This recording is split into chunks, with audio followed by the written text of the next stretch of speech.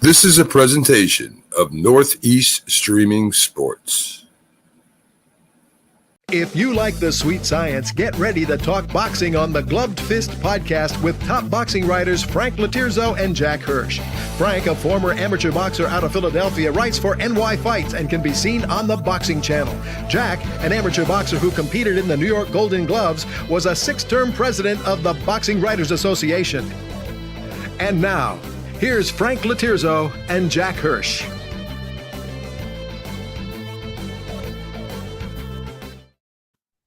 Good evening, and we're back. Welcome to Glove Fist. My name is Frank Lotierzo, former fighter, part-time writer, full-time observer. I am joined by co-host Jack Hirsch, former six-term president of the Boxing Writers Association of America. And Jack, before we get into anything pertaining to boxing or anything else, I just want to extend a thank you to you. You know what I'm talking about?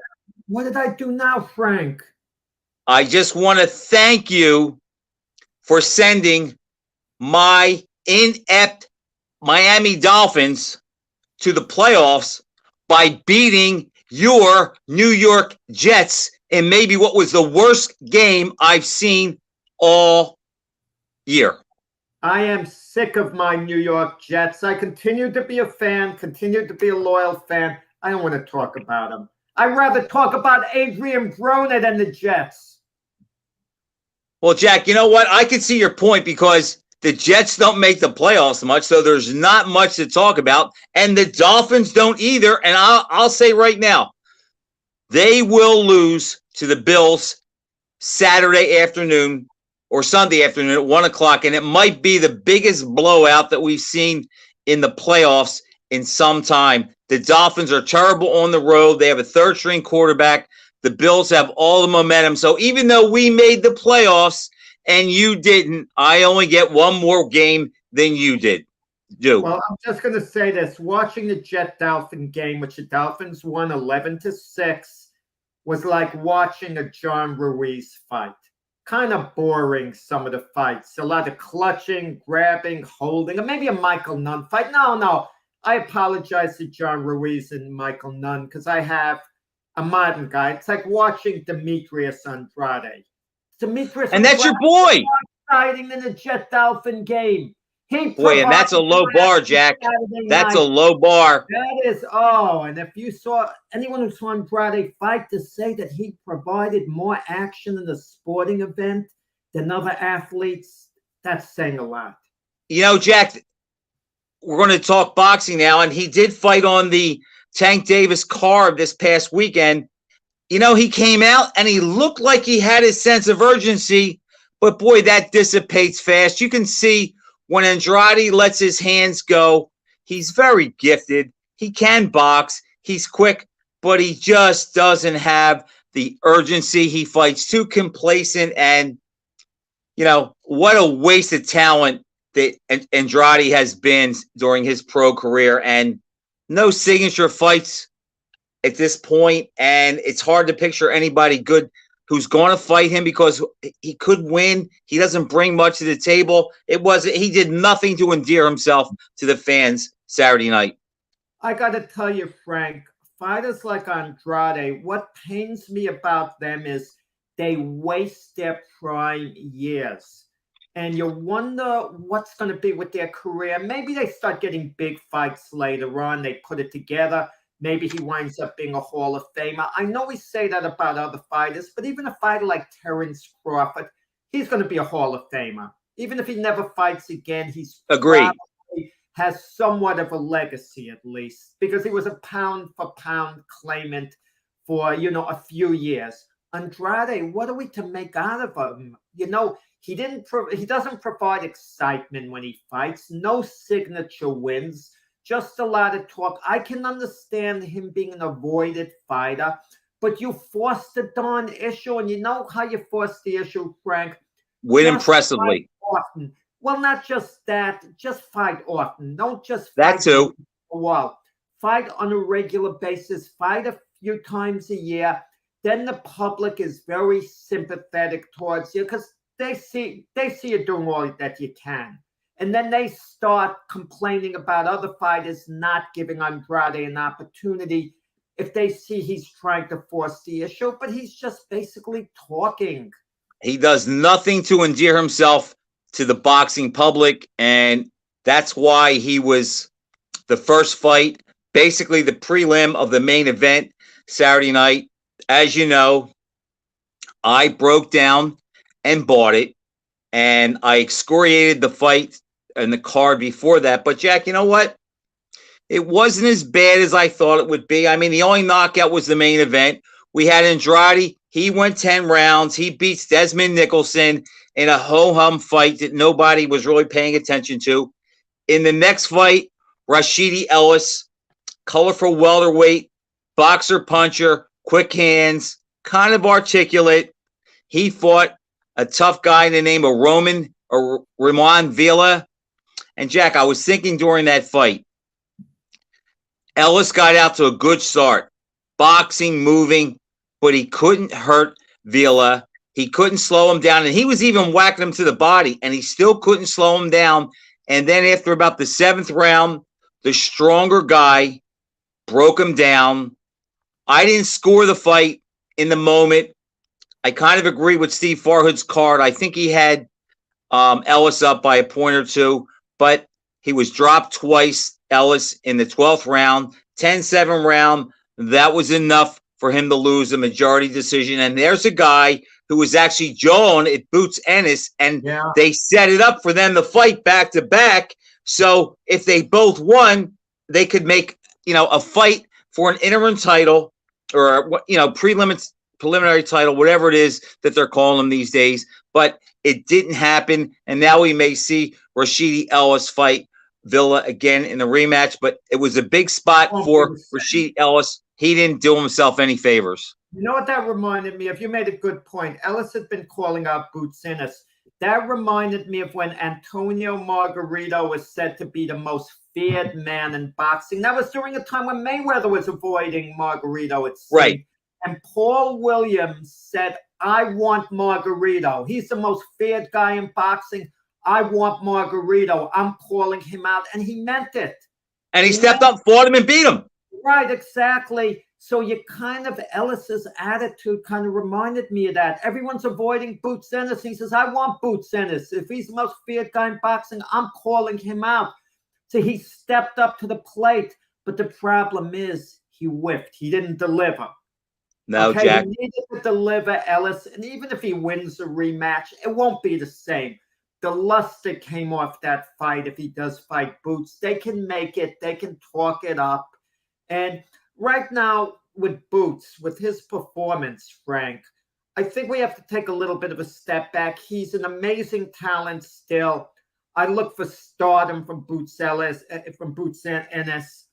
But this one fight was a little bit of a turnoff because it was said to be, by the majority of the public, very boring. He didn't make the statement you wanted him to make. He lost a little bit of ground. No one is really calling for Boots to fight Crawford or Spence, okay? Had Boots won in sensational fashion, maybe the momentum we would have gained a little more. We know how good Boots is. And like Russell Peltz put down in the post today, all fighters have fights like this on the way up. All of them, the way Boots does. Subpar performances, they can win comfortably.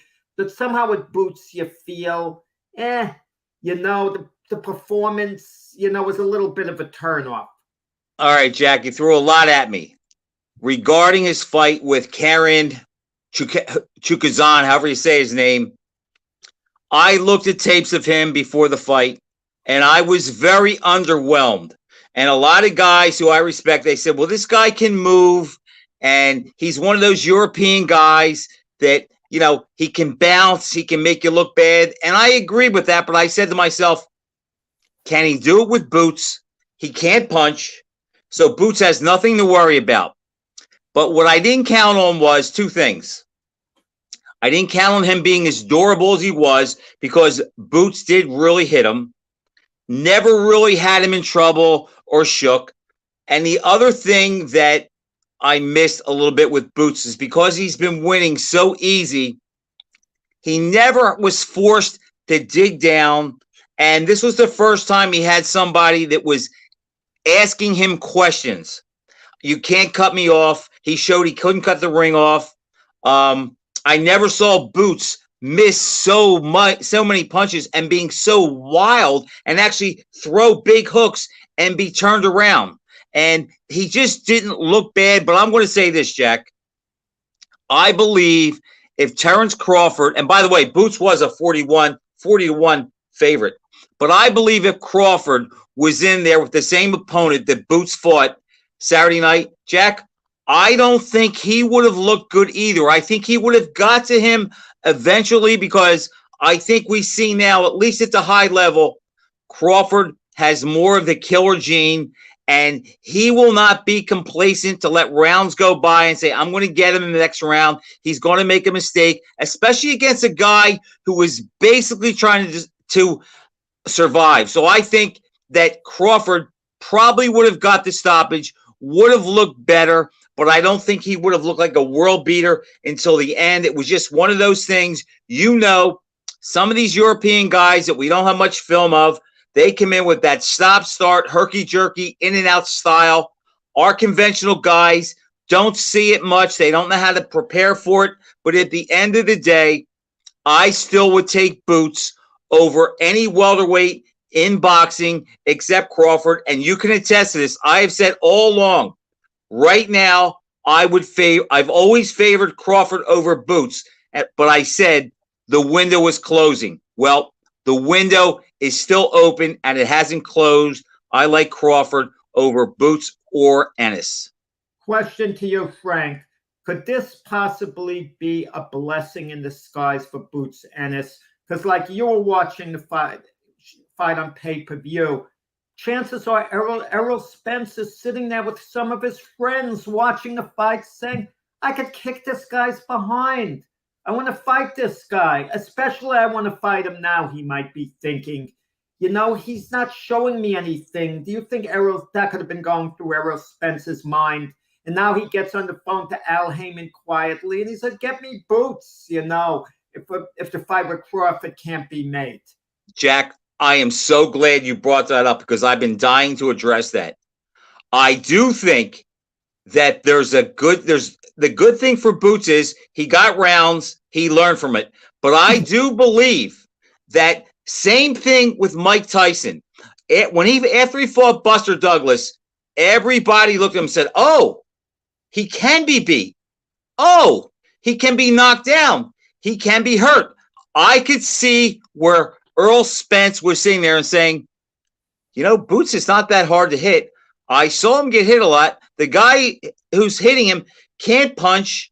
And I saw this guy take a lot of his punches and never really get hurt. So maybe he's not the boogeyman. So to answer your question, I think it will help Boots get more fights. But let me just add one thing to that. One thing no one is talking about, Jack, is this.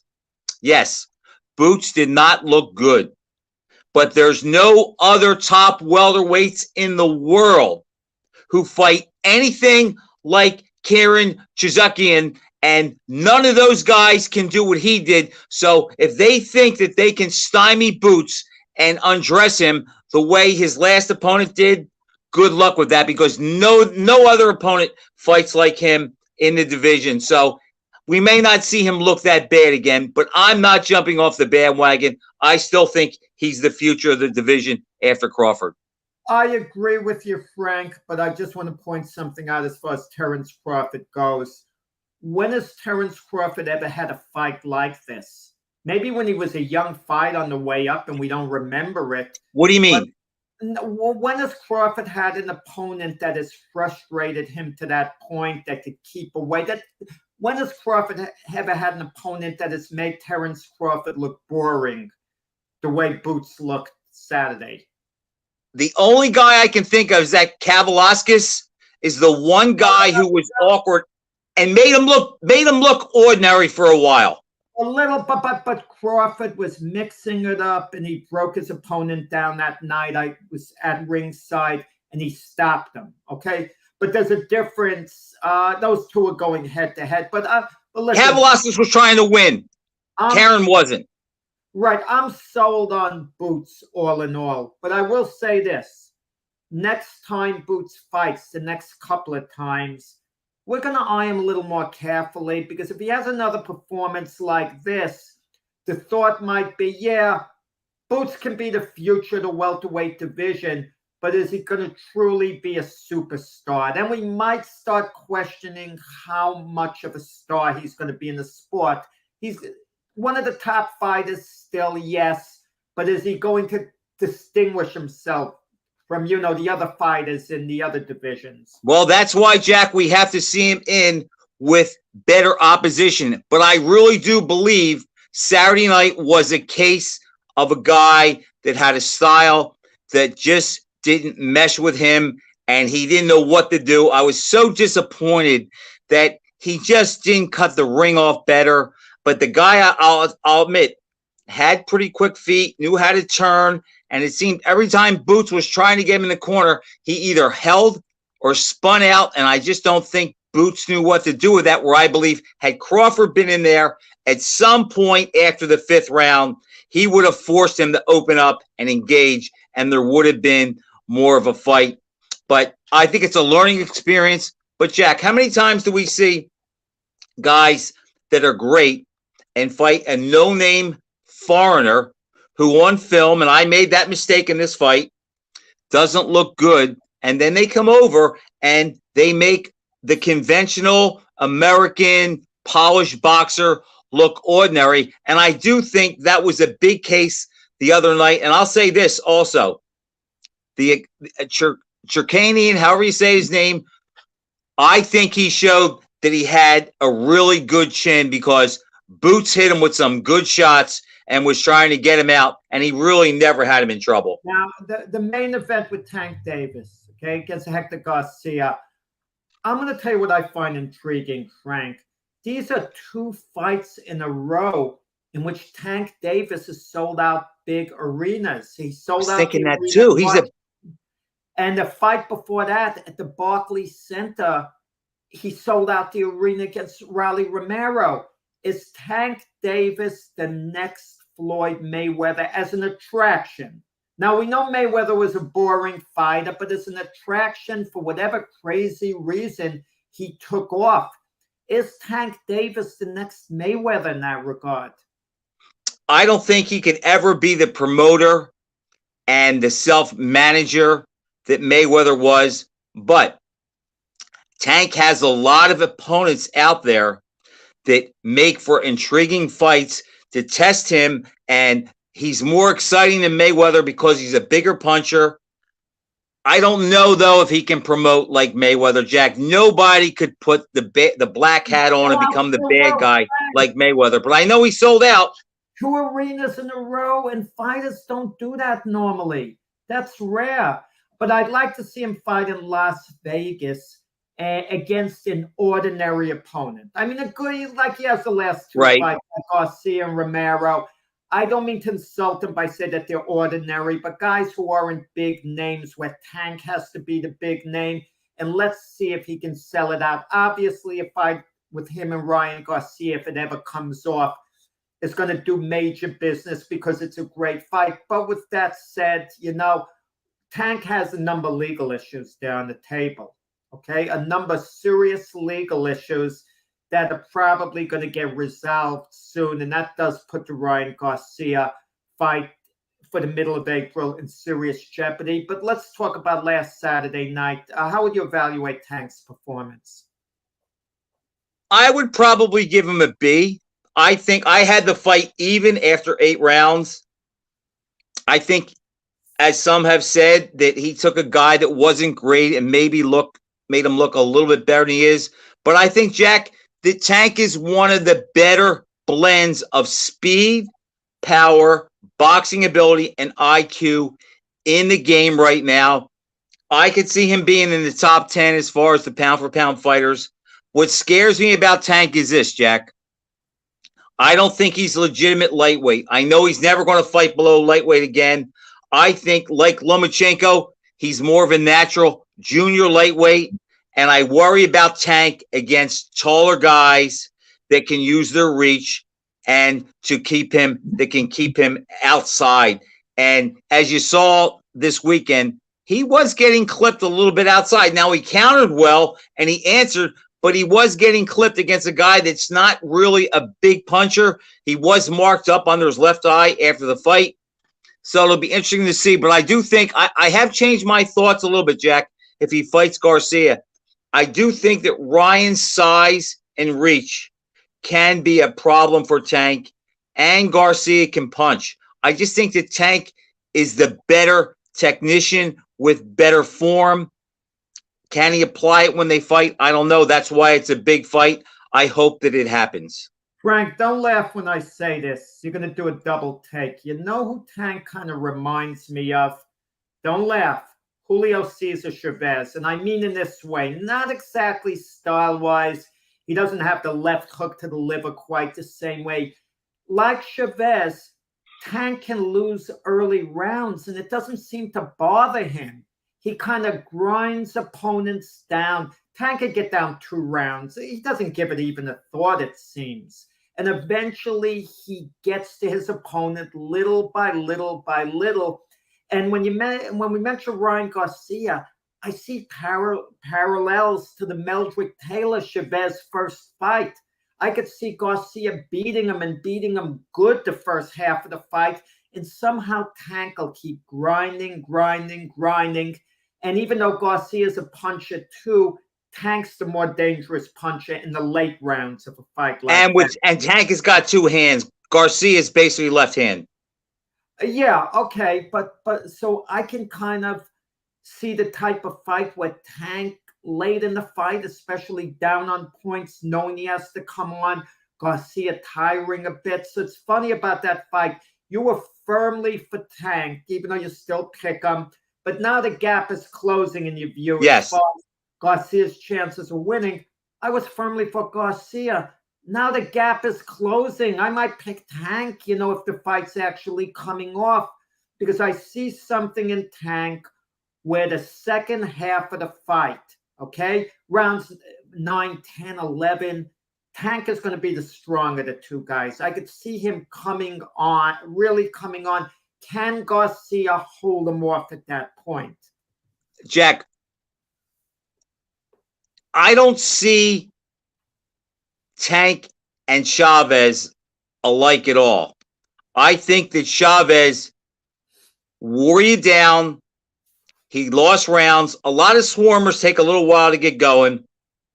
He wore you down and he beat you down. Where I see Tank is a guy that surveys what's going on, gets a read on the range, and boxes his way to knockouts. And I think the biggest advantage that Tank has over Garcia is I think that Garcia leaves himself open, and I can see Tank setting him up, setting a trap for him, and catching him overextending, reaching, or lunging, and going in for the kill. And I could see Tank countering him and hurting him and sitting him on his rear end. And I think the Tank is the better fighter, better fundamentally. I think he does almost everything better, but Garcia might have his left hand might be bigger than anything that Tank has, but I think Tank is a better two-handed puncher. I think he puts them together better, but I think Garcia's size and reach and power will present problems for Tank that he's never really had to deal with. And I think Tank has been tested more too, and we've never seen him down. I've seen Garcia hurt and down. So again, I favor Tank, but not as much as I did. Tank has some very serious legal issues.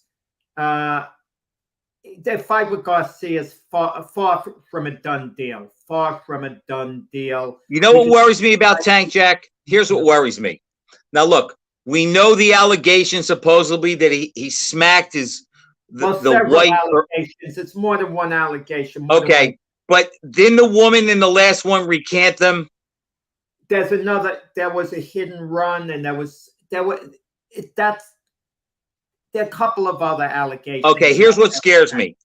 I don't know what's true, And I know that money changes things, so people can change what they saw if they get a check in their account. But what scares me about Tank is when all these things happen, and they happen repeatedly, it tells me that there's a lot of chaos going on around him in his personal life. And that can be an issue. Now, he addressed that after the fight and says he's getting with his people and he's going to weed out the bad seeds. Okay, I hear fighters say that all the time. He hasn't shown that he can do that, but I do think that is something to take into consideration regarding Tank. So just what I'm seeing, what we've heard, what we've read, I don't like what I'm seeing and hearing as far as the element around him, and I do think that's something to keep our eye on, which could definitely postpone or cause the fight not to happen. Well, from what I heard, the judge didn't want to accept a recommended plea deal where Tank might have to be on the house arrest, some type of deal to work out for a little while. I don't know all the particulars. We hear things, but we know Tank has some serious legal problems.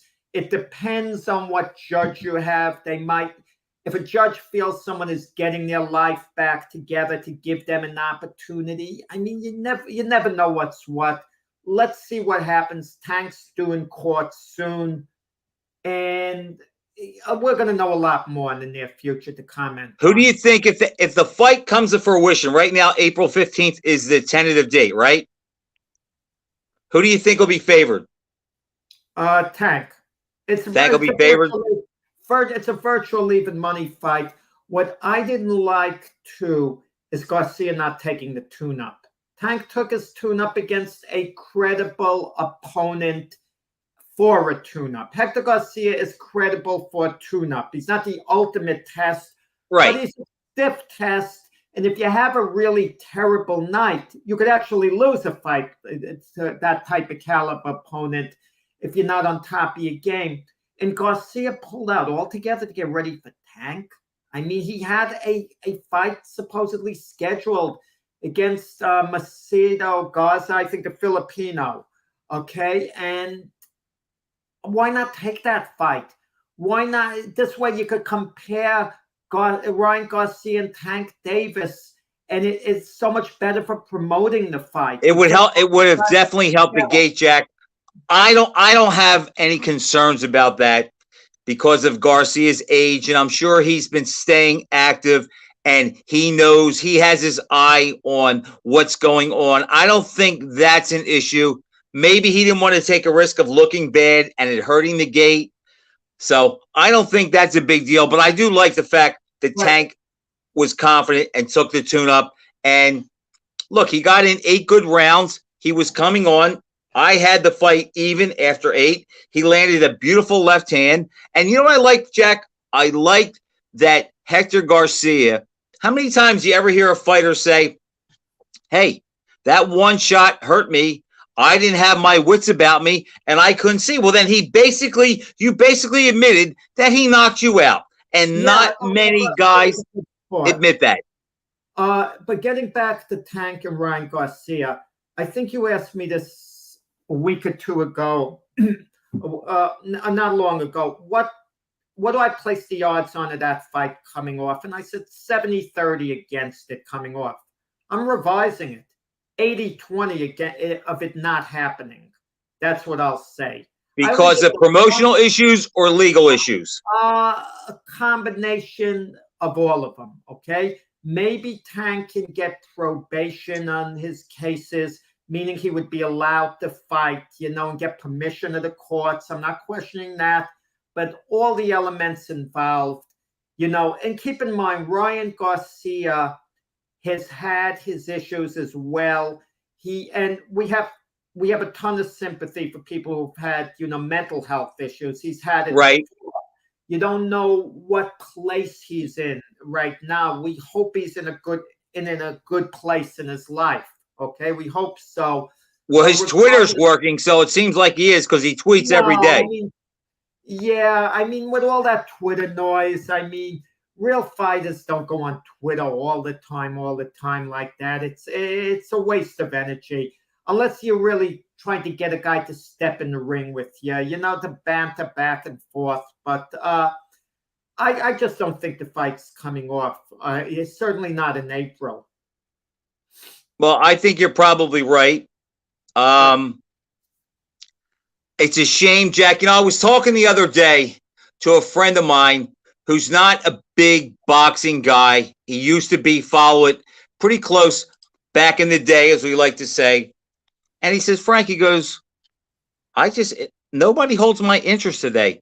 And I was trying to explain to him that I can see that. And a lot of us, including me, you, Lee Groves, we are all frustrated. But if you think about what some of the fights that can be made in boxing today, forget Crawford and Spence. Some of the junior welterweight matches with Prograis against Taylor, Ramirez, if Lopez moves up. The super middleweights, we've got Benavidez and Canelo.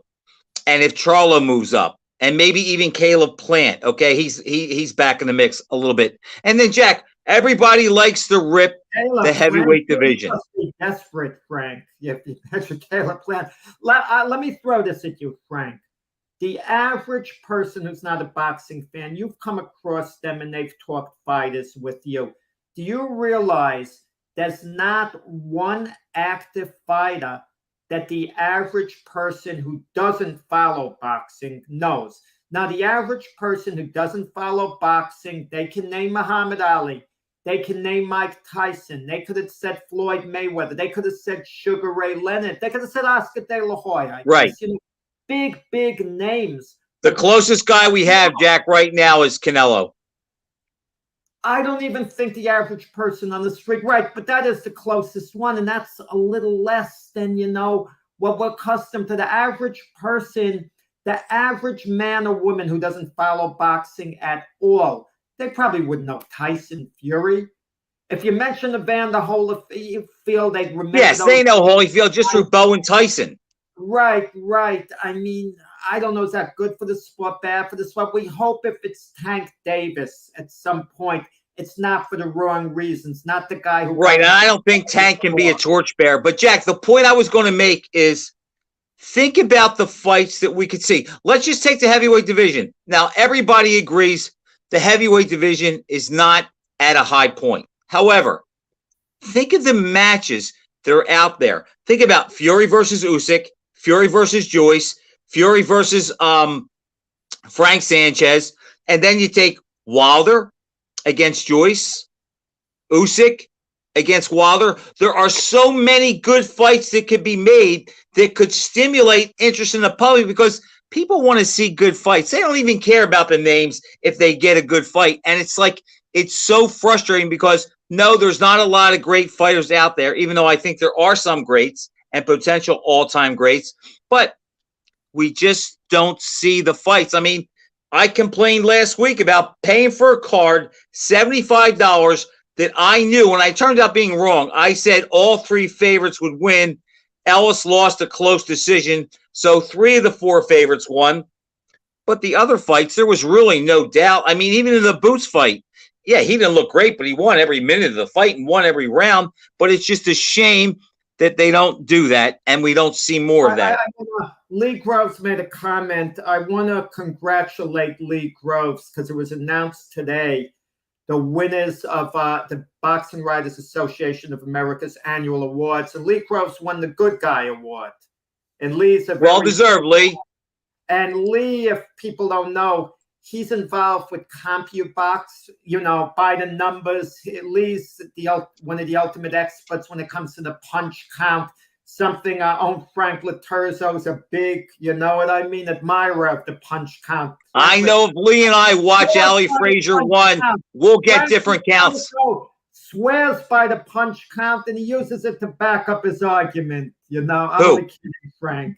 I'm only joking. No, listen, no matter what you think of the punch count, I like it as a guide because when I'm not sure whether I scored a fight right or wrong, I use the punch count to validate me as being right. And when the punch count goes against the way I scored it, then I don't like the punch count. So it all depends on the fight. But Lee is a very good guy. Lee won the award. Lee wrote a great book too, Muhammad Ali by the Numbers. And he went back in the punch count. And something, Frank, absolutely amazed me, okay, that Lee brought to my attention in the night latest. If Frazier landed more punches than Ali in Super Fight 1. I was under the impression Ali definitely outlanded him, but Joe landed the harder punches. Joe landed, think how many body shots that Joe landed. Yeah, Ali didn't land one. Yeah, exactly. So good stuff, Lee. But now, well, Jack, you set me up again unknowingly. Before we get to your favorite part of the show, hypothetical fights, and I don't think they're that great this weekend, but we're going to address them. There's a friend of ours. His name is Ben Dowdy. We're friends with him on Facebook. Guy from England. Knowledgeable. Yes. You comment on his stuff. I comment on it. I value his opinion. He does a show with Michael Olajide, the former middleweight from the 80s. And Michael Olajide said that Muhammad Ali is the greatest fighter in history and better than Ray Robinson. Jack, I have a monumental problem with that. So before I state my case, where do you fall on that? Because I don't think there's one argument that Ali is as good as Robinson, let alone better. Let's say hypothetically, I said this once comparing Joe Louis with Ali, okay? Let's say Ali was quiet, modest, soft-spoken, very humble, gentle, downplayed things. And Louis would say, I am the greatest. I'm the best of all time. No one could withstand my power. My hand speed is quicker than a speeding bullet. Let's say Louis talked like that. It's like two people running for political office, trying to build themselves up. And that's what Ali was great at. Listen, Ali's one of the greatest fighters of all time. You can make the argument that he was the greatest. It's certainly not ridiculous. I mean, let's not put it down. We tend to discriminate against heavyweights. Whenever we see pound for pound lists, heavyweights aren't quite on the same par. But and I saw what Michael Olajide tried to make his case by different categories. He said, well, Ali had better footwork. Did Ali necessarily have better footwork? Ali I don't think so. Moved away. Robinson's footwork, he'd move in and out. You know, he's just quick on his feet, but moving in and out. Michael Olajide, who's a very knowledgeable guy. Yes, he is. Very knowledgeable. Said Ali had a better right hand. No way. Really? That he had a better right hand? And Ali didn't have one. I'll wait till you're finished. Yeah, I mean, when you look at Robinson in his prime, his level of achievement, fighting all comers, I mean, having all those, what did he go, 112 fights? He had only one loss to Jake. I think at his peak, Jack, he was 128, 1-2 with 87 knockouts. What did Robinson weigh? Something like 144 to LaMotta's 161 or something like that. He was basically a lightweight when he started. But I think what Michael was talking about was, as a fighter, what they brought to the ring. To me, the only case you could make for Ali is you could say, well, he was as athletic at 215 as Robinson was at, say, 150, in between welterweight, middleweight. But, Jack, Robinson was a better boxer than Ali. He had better fundamental defense. He was a harder puncher with both hands. He went to the body. He was a better finisher. He cut the ring off better. He could fight going to you or going away. Ali was a fish out of water when he had to go to his opponent. And all I say, and I rest my case, look at his fights against Joe Bugner, the first and second fight, and Jimmy Young. Ali, even though he looked okay with Bugner, he looked like a fish out of water against Jimmy Young. I don't want to hear that he was out of shape. I just think that Robinson, he had much better combinations, much more power. He parried punches better.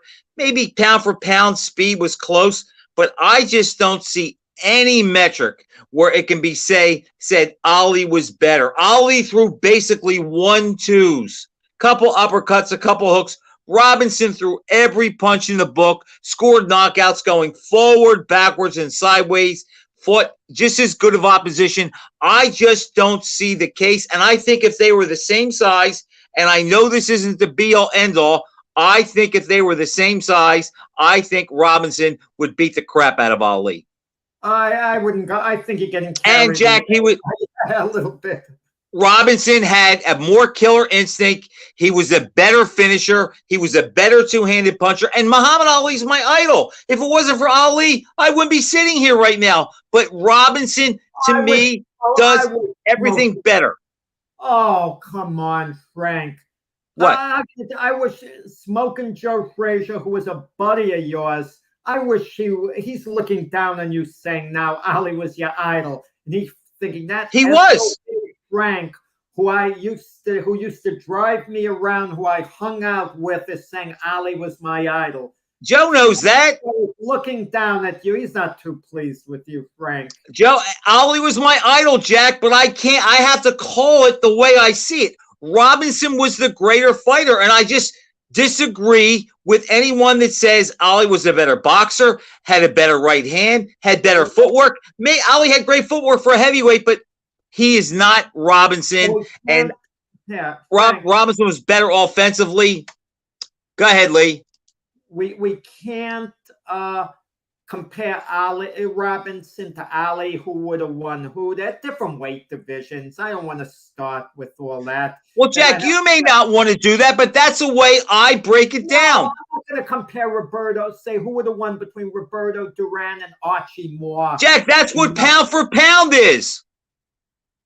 In your opinion, who's the best pound for pound fighter in boxing right now? Crawford slipped in his last fight, and he hasn't really been that active. Okay, you want to say Inouye? I haven't. What Inouye? You want to say Inouye? I would think Inouye would get the edge. Yeah. Okay, right if Tyson Fury was 118 pounds and was everything the same way he is now, and he shrunk to 118 and fought Inouye, who would win? Inouye. Who would you pick? Inouye. Okay. And what if Inouye was 6'5", 250 pounds and fought Fury? Who would you pick? Inouye. Then I rest my case when I say if Ali and Robinson were the same size, Robinson would beat the crap out of him. He could equal him at every turn. Where's Ali's advantage? We got on our schedule now some other mythical fights that are set. I know you'll go the rest of the show arguing this point, and we could come back to next week. This topic isn't going away. Let's get to mythical fights. Well, Jack, since you took a powder, Lee Groves agrees with me, so I'll take that as a win. Thank you, Lee. Now Jack is 0-2. He's 0-2. He lost to me and Russell. Now he lost to me and Lee. Okay. And my Dolphins beat his Jets, and we're in the dance. Jack, you ready? Welterweights. Go ahead. Kid Gavilan versus Wilfred Benitez. Yeah, okay. These are the fights we should be talking about, Frank. I think Benitez was a little better as a junior welterweight. I know he'd have the occasional off night. He didn't seem to have a long peak as a welterweight. I know he turned in a great performance, beating Carlos Palomino, fought off the ropes, counterpunched, underrated win over Roberto Duran. And this is when Roberto Duran was in great shape for that fight and still a top-of-the-line fighter.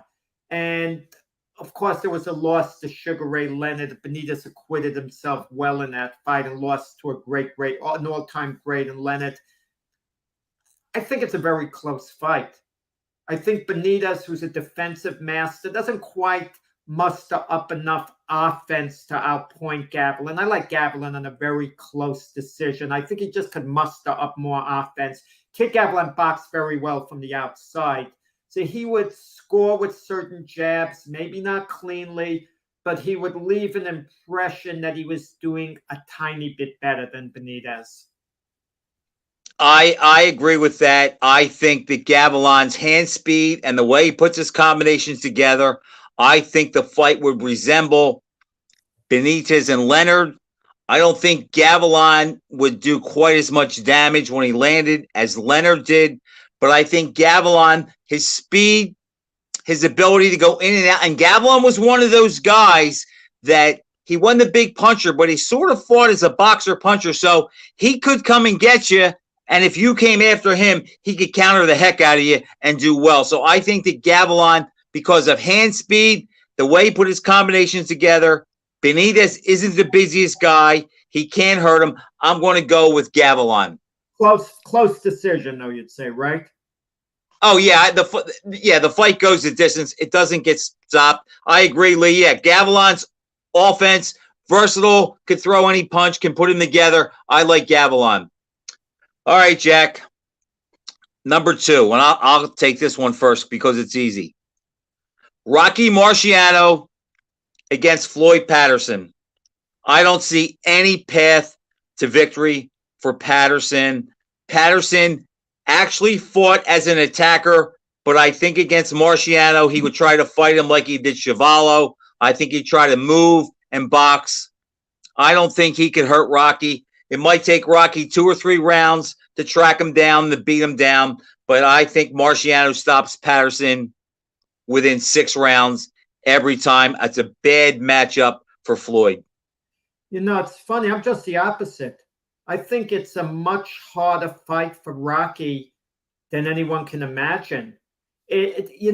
Patterson's undoing against a fighter like Liston was a devastating destroyer right off the bat, okay?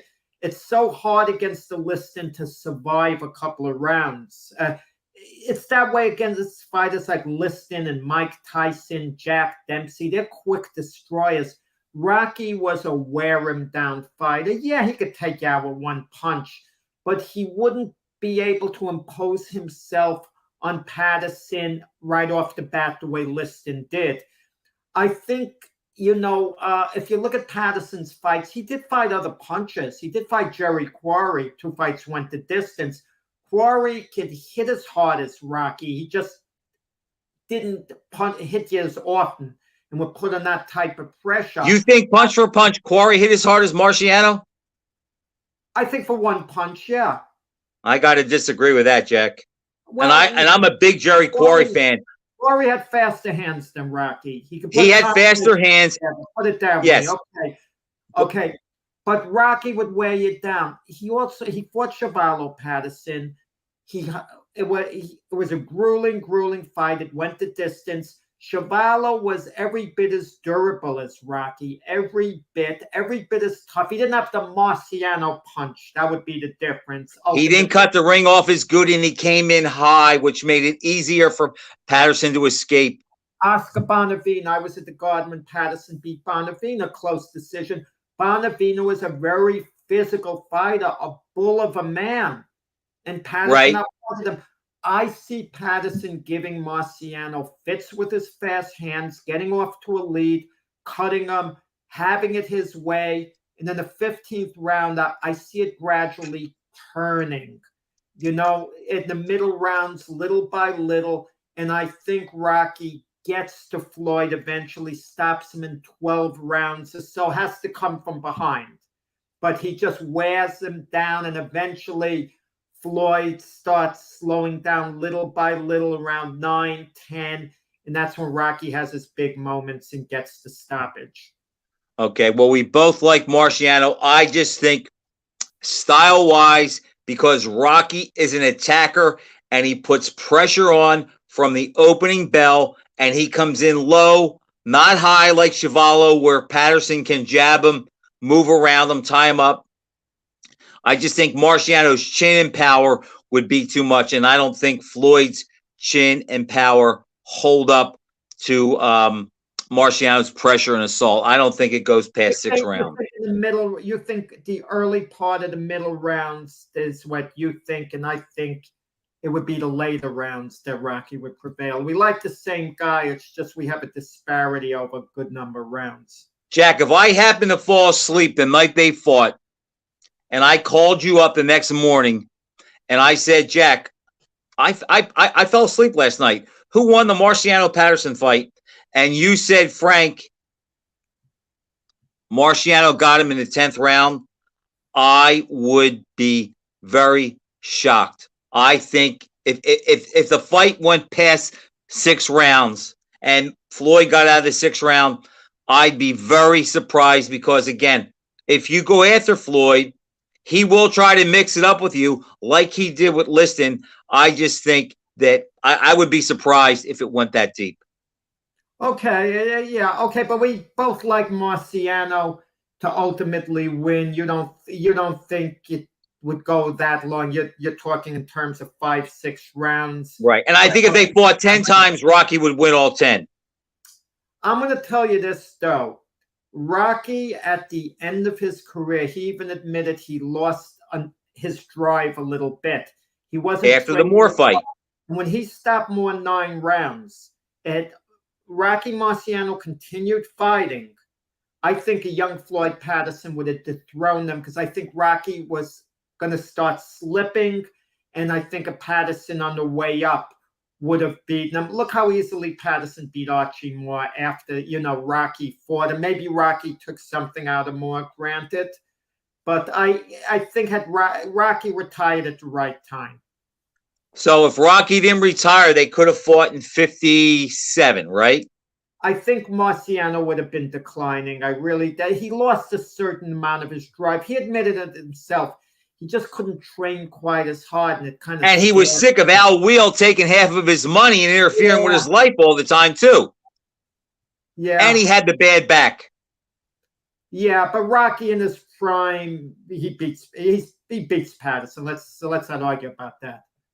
All right, here we go. Here's an interesting one, Jack. Gene Tunney versus Max Schmeling.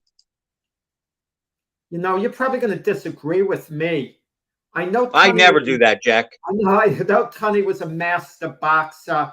I know he fought a lot of good guys. He beat, light heavyweight. I just feel head to head, Schmeling with his lead rights would have scored points. I think Tunney was hittable, and if he wasn't hittable, Tunney would have been very defensive. I could see Schmeling winning a very close decision. Kind of the type of decision that he should have gotten over Jack Sharkey, but Sharkey was given over him in the second fight. So I'm going to pick Schmeling 8-7, upsetting Gene Tunney. Okay. Well, we disagree on this one. I like Tunney, and again, it's because of the style clash. Schmeling was a counterpuncher. You come to him, he makes you lead, he counters you. He did that to Lewis for 12 rounds. I don't like Schmeling when he has to be the aggressor, and I think Tunney would have used the ring, forced Schmeling to follow him, and I think Tunney would have been the boxer and countered him. Tunney had a great chin. I don't think Schmeling knocks him out or gets enough right hands in.